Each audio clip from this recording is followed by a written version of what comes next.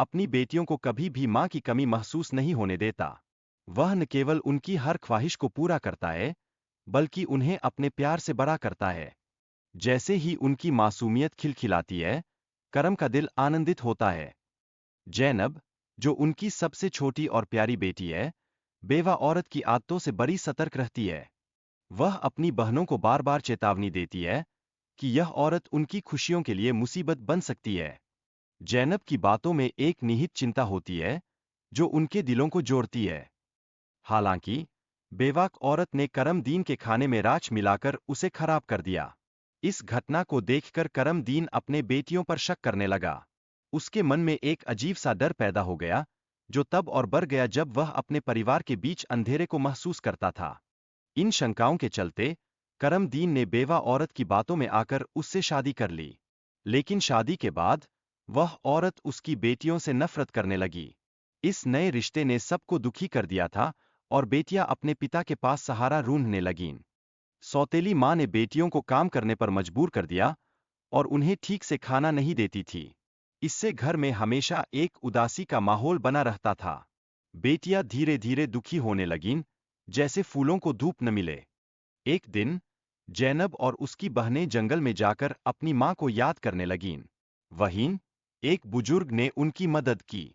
वह बुजुर्ग न केवल उनकी बातें सुनता था, बल्कि उनकी समस्याओं का हल भी निकालने में सक्षम था। बुजुर्ग ने लड़कियों को अनार खाने का सुझाव दिया।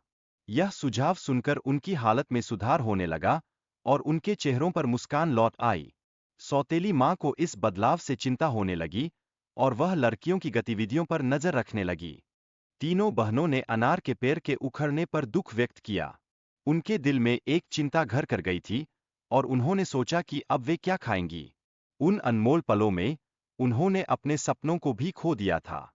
लेकिन अल्लाह वाले बुजुर्ग ने लड़कियों को एक छोटी सी नदी दिखाई, जिसमें दूध बह रहा था। यह दृश्य उनकी चिंता को दूर करने वाला था। इस चमत्कार ने उन्हें नई उमंगों से भर दिया, जैसे खुशियों का नया सवेरा हो। हालांकि, सौतेली माँ ने लड़कियों की सेहत देखकर हैरान होकर उनकी गतिविधियों का पता लगाने का निर्णय लिया। उसने सोचा कि क्या इन लड़कियों के अंदर कोई राज छिपा है, जो उनकी खुशी का कारण बन रहा है। फिर, करमदीन की पत्नी ने अपने पति से मांग की कि वह अपनी बेटियों का खून निकालने की इरादा रखे। इस बुरी मांग ने परिवार में तनाव बढ़ा दिया। एक बार फिर, करमदीन को अपनी बेटियों की सुरक्षा के लिए सोचना पड़ा। आखिरकार, करमदीन ने अपनी बेटियों को बचाने के लिए उन्हें जंगल में ले जाकर छोड़ने का एक कठिन निर्णय लिया। उसे अपने दिल को इस भारी कदम से तोड़ना पड़ा, लेकिन परिवार की भलाई के लिए यह कदम जरूरी था। जंगल में, तीन दोस्तों ने उन लड़कियों को देखा जो अपने पिता की अनुपस्थिति में डर रही थीं। उन दोस्तों ने सोचा कि उन्हें अपनी मदद करनी चाहिए, और वे अपनी पूरी ताकत से आगे बढ़े। जब नासिर गायब हुआ, तब ज़ैनब और उसकी बहनों की चिंता बढ़ने लगी। परिवार में तनाव फिर से बढ़ गया, और सबके दिल में एक अजीब सी चिंता बैठ गई। उन्होंने सोचा कि क्या होगा। अभी तक, जादूगर फकीर ने ज़ैनब पर जादू कर उसे कुतिया बना दिया, जिससे उसका जीवन और भी कठिन हो गया। जादू के इस जाल में फंसी ज़ैनब अपने परिवार से बिछड़ गई, और उसकी उम्मीदें टूटने लगीं। लेकिन ज़ैनब का बेटा अपने माता-पिता को ढूंढने के लिए जंगल में निकला। उसकी मेहनत और प्रयासों ने परिवार की उम्मीदों को फिर से जिंदा किया। उसकी आंखों में बस एक ही सपना था, अपने परिवार को फिर से एकजुट करना। लड़के ने बुजुर्ग से मदद मांगी और अपनी कहानी सुनाई। बुजुर्ग ने उसे आश्वासन दिया कि अल्लाह नेक दिल वालों की मदद करता है। इस विश्वास ने लड़के के हौसले को और बढ़ा दिया। जादूगर ने लड़के को अपनी मां से मिलने भेजा। लड़का पहचान छुपाकर जादूगर के पास जाता है, क्योंकि उसकी मां ज़ैनब को जादूगर ने कैद कर रखा है। इस कदम ने उसकी मां को बचाने की आशा जगाई। लड़का एक अंगूठी के जरिए अपनी मां को पहचानने की योजना बनाता है।